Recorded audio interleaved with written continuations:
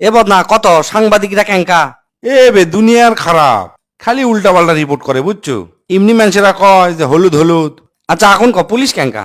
Police তো আরো খারাপ, যেটি টাকা সেটি খেলে ওরা। তাহলে ডাক্তার ক্যাঙ্কা। ওরে আল্লাহ, ডাক্তাররা তো কষায়।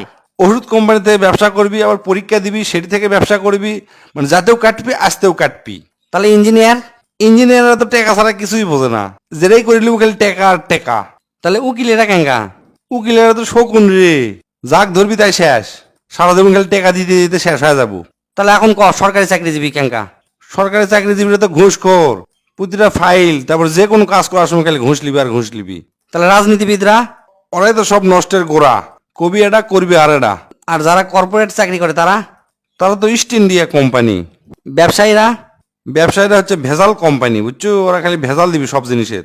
যারা ব্যাংকে চাকরি করে তারা ব্যাংকাররা। ব্যাংকাররা তো সুদের কারবারি। তাহলে কবি সাহিত্যিকরা ক্যাঙ্কা। কবি সাহিত্যিকরা তো ধান্দাবাজ। আর কণ্ঠশিল্পী আর অভিনেতারা ক্যাঙ্কা। নাউজুবিল্লাহ আস্তাগফিরুল্লাহ, এটা তো গুনার কাম রে। তাহলে এখন ইমাম আর মুয়াজ্জিনরা ক্যাঙ্কা। ওরা তো ধর্ম ব্যবসায়ী। সবই তো কোনো আর তো নাই কেউ, তাহলে ভালো কে? শোন, ভালো কেউ লয়, আবার ভালো সগলি। সব জায়গার থেকে দুর্নীতি করা যায় বুঝছো, আবার সব জায়গার থেকে ভালো থাকা যায়, কিন্তু আমাদের খাসলত কি ভালো থাকবার পারি না। ঠিকই কছু রে, আসলে আল্লাহ 6টা ভালো জিনিস 6 জায়গাত থসে, কিন্তু আমরা ওই জায়গাত না খুঁজে খুঁজি হচ্ছে অন্য জায়গাত। কি কি কথা না আমি বুঝলো না, ভালো করে বুঝে দে। এই যেমন ধর 1 নম্বরে আল্লাহ কসে আমি দিন ইসলামকে রাখছি ক্ষুধা দরিদ্রতা ও ধৈর্যের মধ্যে, আর মানুষ তা খোঁজে হচ্ছে দুনিয়ার সচ্ছলতার মধ্যে। 2 নম্বরে আল্লাহ কসে আমি সম্মান ক্ষমতা রাখছি হচ্ছে শেষ রাতের ইবাদতের মধ্যে, অথচ আমরা সেটি খুঁজি না, আমরা খুঁজি কুটি শাসক হওয়া এবং ক্ষমতাবান হওয়ার মধ্যে, যে ক্ষমতাবান হলেই পেন আমরা সম্মানিত হম, আসলে কিন্তু তা লয়।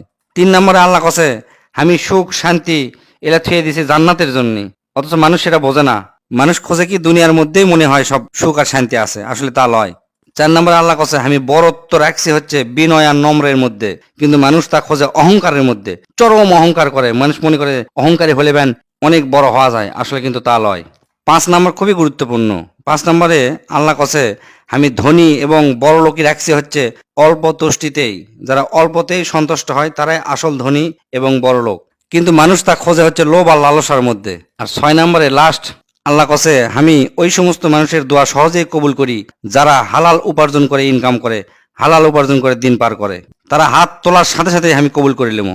অথচ মানুষেরা সেটা বোঝে না, আমরা সেটা বুঝি না, আমরা খুঁজি কুটি হারাম উপার্জনের মধ্যে।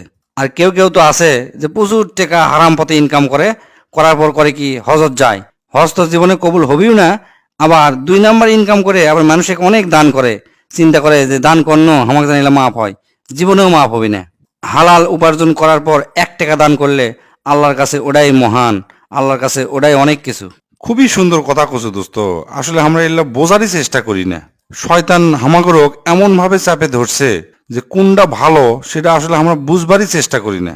আল্লাহ হামাগরক সঠিক পথে চলার হেদায়েত দান করুক।